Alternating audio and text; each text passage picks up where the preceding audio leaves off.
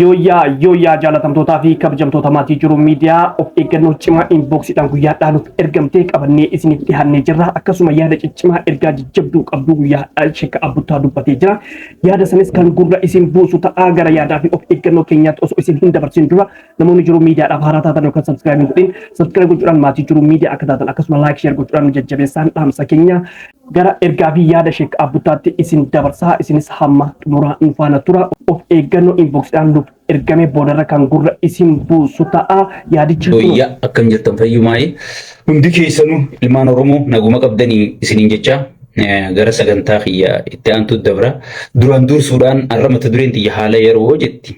Haala yeroo isin hundinuu ni beektanii. Wallaahi gita akka takka ifiin ajaa'iba. Rabbumatti shukurii galchaa jechuudha.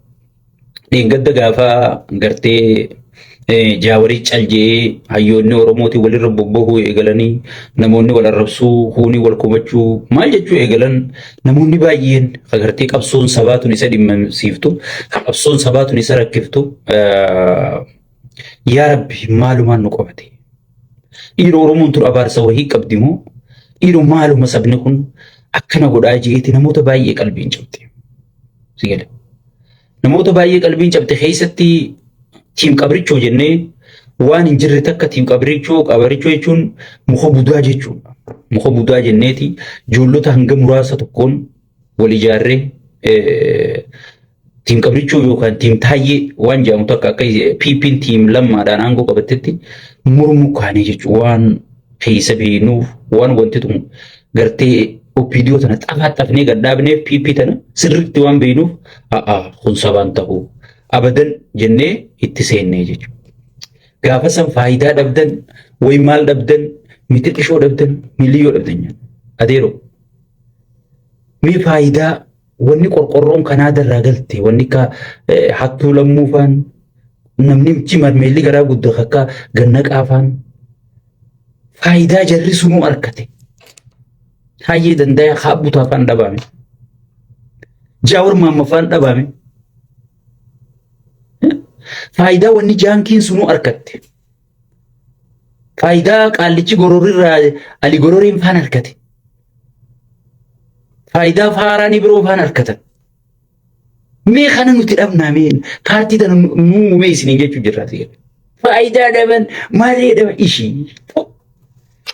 Osoo teenyaa fayyadamuu barbaanne paartiin akka piippii nu fayyaddu hin jirtu. Piippii heeraa seera hin qabne. Paartii heeraa seera hin qabne. Paartii rabbisuudhaan keessa hin jirre, paartii namummaan keessa hin jirre, kan feete jeeftee, kan feete hiitee, kan feete saamtee. Hanga waan si dubbatu hin jirre baga jeefte, baga hiite, baga kana gootee malee.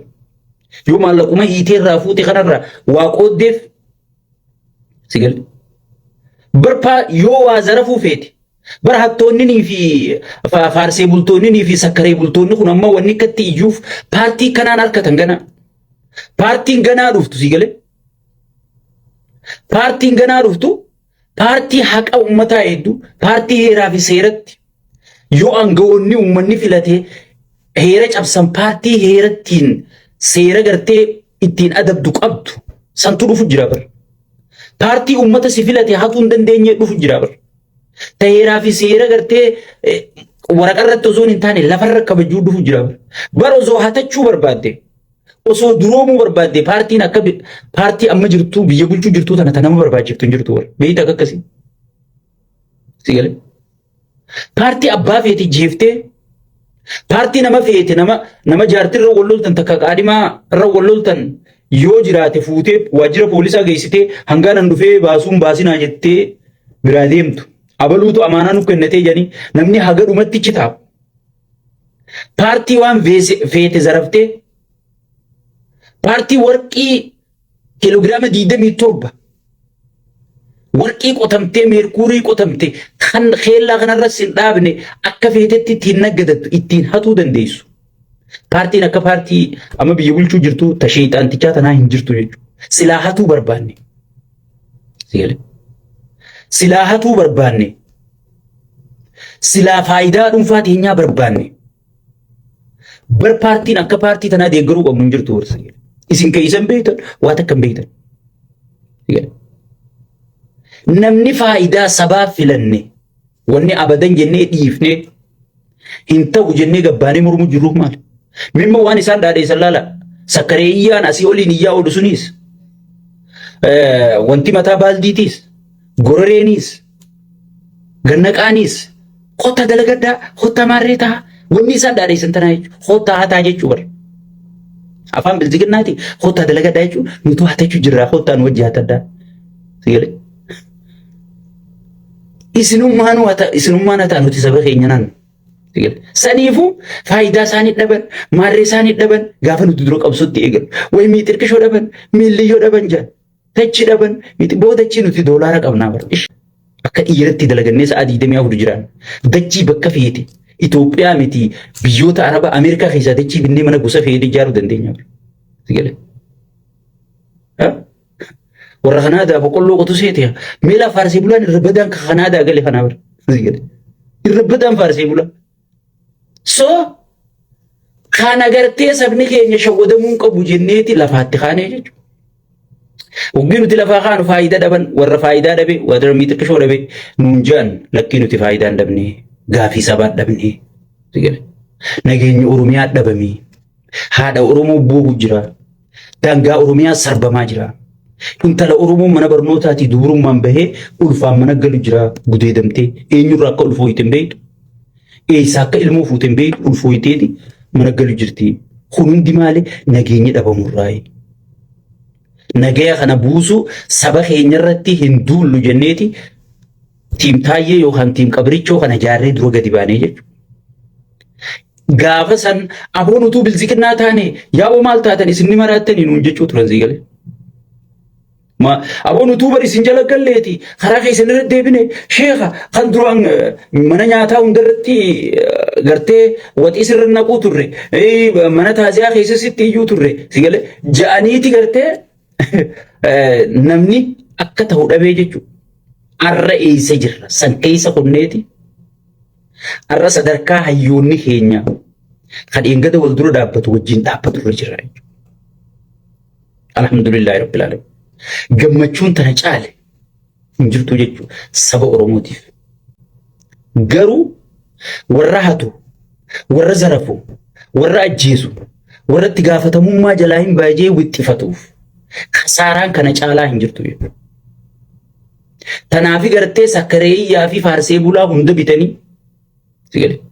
Guutuu saba gadhiisanii faraqataan amantiidhaan itti deeman, faraqataan gosummaan itti deeman, faraqataan naannoon itti deeman, faraqataan biizinasaan itti deeman, faraqataan gartee anamma duraan isin hime ganaa saayiziidhaan nama furdaa fi qallaa walitti diruu ta'anii furdaan kun si shuruuf kaabaa maa jala teessa nama mulaataa fi goofaree qabummaa mulaataa akka sheekaa buutu abiramaa teessaa ati goofareedha banni bareedaan naafi goofarticha dabaasanii goofartichaa sichi qalan mulaatichaa sasi qalanii jechuudha. Karoorri isaanii sadarkaa kana deemeeti Oromoon garuu beeyma ganyattanii jechuudha. Alhamdulillahi rabbil alamin. Alhamdulillahi rabbil alamin. Hayyoonni Oromoo walirra duulu jiraa miti. Taa'ee wajji mari'achuu jira jechi jiru kan hanga nama gammachiisu beekta. Haga saba kanatti abdii horu beekta. Haga warra saba kanaan gabroonfadha jee karoorfate qalbii cabsu beekta. Bar wajji mari'achuu jiranii. Bara rasagaa'ee fi jaawarii wajji dhiyaachuu deema eessarratti horni conversation irratti eessarratti kuush miidiyaa irratti eessarratti miidiyaa Oromoon qabdu irratti OMN immoo waan inni itti jiru beeknu nuti sigalee. Kanaafuu hamilee nutti horee jechuudha. Alhamdulillahi rabbil alamin. Hayyoonni keenya taa'anii mari'atan ilaaf ilaameen mari'atan sigalee. Tan irra walii galanii ibsa baasan tan irra waliin galanii bulfatanii jechuudha sigalee.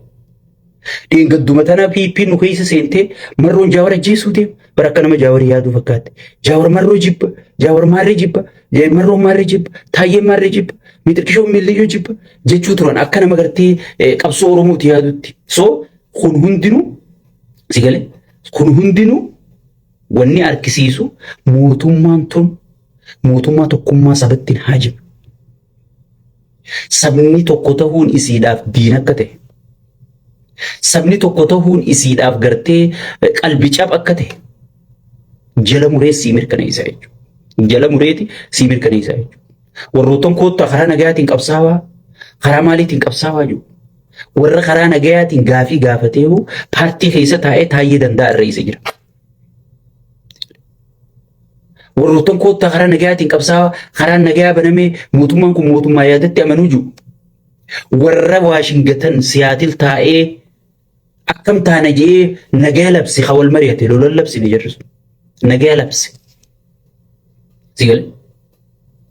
Akkamitti sakkareeyyaa fi faarsee bulaa irra bobbaasanii arrabsu jiranii sigalu qabdi jechuudha. Hagam takka akka paartiin tun tokkummaatti hin haajamne, nagaya buusutti hin haajamne, diinagdee guddiftee dargaggoota hojii qabsiisutti hin haajamne, hojiin isin qabsiiftu waraana qofa akka ta'e. Sigal. Bakka uummanni wal horee siistamaaniin firraa xiqqeessee waan na dhagayaa qofa hambifadha jettee sheeyxaanticha akka fuula dura ciniinnatee itti fufu kanarraa gocha kanarraa sigaluun yoo siin galle waan hin sii godhuun qabu jechuudha. Kana caalaa ragaan hin jiru jechuudha. Sigal. Nama taa'ee wal mari'atee fi qiyaamaan rabbii buute. Sigal. Humaan fidan jaawar humaan fidu jaawar namuu bira hin jiru jaawar kopha deemu. Uummanni guutuun ayyoonni guutuu walitti deemnu hayi dulloota maarree manguddoota hayi kabiyya bulchu jiru sun yaankiidha yaankiidha leencoolotaa kan dur harkaan feene wahuma isaan jaalatan waan dubbateef jecha leencoolotaa akkana jee leencoolota osoo leencoolotaa kun beeki wanni abiyyi godhu jiru kun sirrii miti jee manguddoo jaarsan sigalee uummata gartee arrabarraa qolan kutatiin kashlabbee sigalee. Nuti manguddoo PP keessi jirtullee kabaja qabnaa yaada isaanii ibsatan waan ta'eef gaafa waan isaanii dhagahamu hundaa'u nu dalaganii kutan waan ta'eef alhamdulillahi rabbil alamin sigalee kabajaa qabnaa hoggii injifachuu jirtu iyyuun sin barbaachisu iyyisiisuu malee akkatti iyyisiisuu jirru laali akkatti goosuu jirru laali sigalee akkatti ajandaa uumuufi jirru laali sigalee waan qabdan firratti hin beeytanii wallahi gaafa kan paarlama irra taa'ee iyya gaafa gartee hayyoonni walgahii hatattamaa muddamu malee gaalleen alba'u jedha sigale hayyoonni keenya sagantaa baafachaa jira takka takkaan siifin himan takka takkaan dippiloomaasii addunyaa tana galchaa jira waraqaa takka takkaan viidiyoodhaan waan inni godhu waan PP'n godhu waan milishaan nama godhu waan dhumaatii uummata keenya irra deemtu horiidarii jaanii gartee ijaarsa seeraan alaa jaanii mana miskiinaa kan beenyaa malee diigaa jiran kana takka takkaan viidiyoodhaan takka takkaan galchaa jiranii. Saniifuu wanni isin hin jiru wanni isin kadhadhu namaaf jecha osoo hin taane sabaaf jecha namaaf jecha osoo hin taane kaayyoof jecha kaayyoof jecha nama balaaleeffadha nama arrabsa. Amma fakkeenyaaf mee maalitti Abiyyi Ahmad faarsaa Jaawar arrabsitame? Mee Harargee diinagdee isii irraa cufe Jaawar Mahammadi? Mee Harargee aangoo keessaa yaase Jaawar Mahammadi? Mee Harargee akka gosaan wal qooddu dhorke Jaawar Mahammadi? Jaawarii fi gosummaan hin qoodamin ajeellolu jira. Mee Harargee milisha itti jaaree gartee akka Harargeen wanta taate wal fixxu godhe Jaawar Mahammadi? Harargee irra koriidarii jee mana diige Jaawar Mahammadi? Dhumaatii Harargeen har'a dhumte guutuu dhumu jirraa bara qeeroo kuma shan ficcisiise dhiiga qeeroo dhugee jiran si galee dhiigni qeeroo bilisummaa fide sirna jijjiiree Oromoo waan jijjiirti Oromoo keessa namni waa jijjiiru ni jira uumee barsi si galee san uumee bar dhiigni qeeroo lafa hin banne bar si galee ka har'a gartee Oromoo fixu jiru Oromoo hiyyoomsu jiru si galee ka abbootii gadaa rashansiise kana dhiifteeti namni abbaa gadaa rashanii bar aadaa ta'e sabni tokko wanni beekamuun aadaa dami abbaa gadaa jechuun aadaa ta'eeti namni aadaa abbaa gadaa rashanii nama aadaa ta'e balleessi bar kanammoo goota kiyya goota Afrikaa jettaan galee goota misoomaa jettaan namammoo kun hin ta'u abbaa gadaa rashanamuu qabu daangaan Oromiyaa sarbamuu qabu Oromoon qabeenya firratti abbaa ta'uu qaba dabartii tan qabnu qabannee sabaa sablammii wajji mari'achuu qabna. Even Oromiyaan yoo bilisoomtellee Amaarii nu barbaachisa akkamitti ollaa keenya ta'a jee ka dhugaa sitti himu kun diina si godhanii saniifuu uummanni keenya dammaqaa filis dammaquu si barbaachisa Siyaasaa tana gartee namni waan ati jaalattu fidees dura qabeeti duubaan sii galaasa. Wanni qaallichi sun godhe Oromootii jechaati fidee Oromootti nagalchee jechuudha. Hayyoonni keenya amma tattaantu tarkaanfii qabatamaa lafarratti. Egaa walga'iin sabaa sablammii dhumatti booda tarkaanfii qabatamaa irraa barbaannaa jechuudha. Isi wanni gootan hayyoota keenya deeggaruu duuba dhaabbachuu wajji dhaabbachuu waliin dhaabbachuu heeraa fi seera uumuu qabanii jechuudha. Paarlamaa kabajamoon bayaan Dr. Bayaan Asoobaa Juusan uumamuu qaba.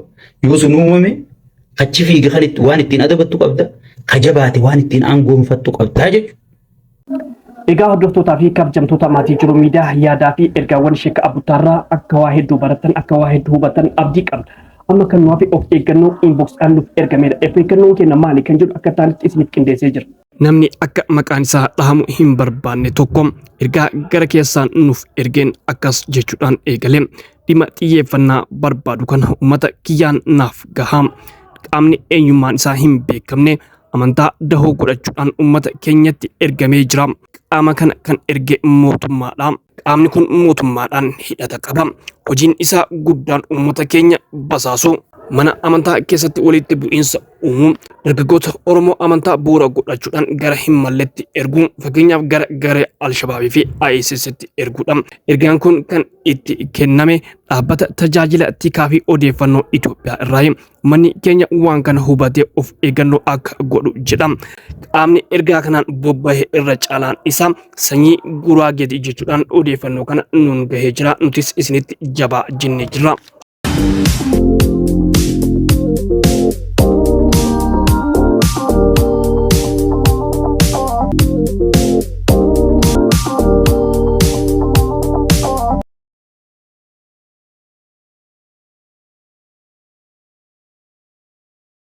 Egaa hordoftootaa fi kabajamtoota maatii jiru miidiyaa yaadaa fi of eeggannoo guyyaadhaa qabannee isiniif dhiyaanne hanganuma. Odeeffannoo keenya biraatiin hamma walitti deebinutti nagaan turaa isiniin jenna. Namoonni jiru miidiyaadhaaf haaraa taatan yookaan sabskiraayib gochuudhaan maatii jiru miidiyaa akka taatan akkasuma laayik sheer gochuudhaan jajjabeessaan dhaamsa keenya yaada yoo qabaatan gara koomantiitiin nuuf kenna. Waan hojiin tuttaniif galatoomaa ulfaadha.